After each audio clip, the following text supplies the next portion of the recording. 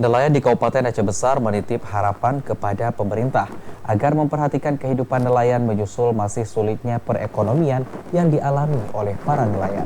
Masih tingginya harga beli BBM solar bersubsidi merupakan tantangan yang dihadapi nelayan setiap akan berangkat melaut. Nelayan di Kampung Berandeh, Kecamatan Masjid Raya ini merupakan nelayan yang tetap berharap agar pemerintah memperhatikan kehidupan nelayan. Kondisi ini menyusul masih sulitnya perekonomian nelayan akibat kenaikan bahan bakar minyak solar beberapa waktu lalu. Kondisi ini diperparah dengan naiknya sejumlah harga peralatan tangkap ikan pasca kenaikan BBM. Kondisi ini membuat sejumlah nelayan harus menggunakan alat tangkap seadanya akibat keterbiasaan biaya untuk membeli alat tangkap.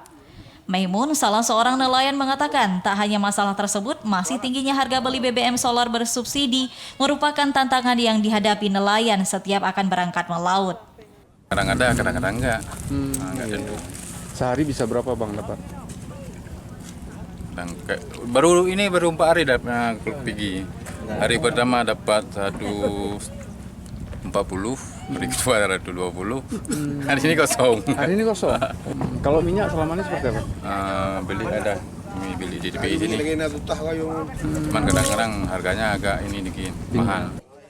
Kemukiman Krung Raya merupakan salah satu kemukiman di Kecamatan Masjid Raya yang warganya sebagian besar bekerja sebagai nelayan. Selain untuk dikonsumsi sendiri, ikan-ikan tangkapan di kecamatan ini juga dibawa nelayan menuju Banda Aceh untuk dipasarkan. Dari Aceh Besar, Arman Konadi, TVRI Aceh melaporkan.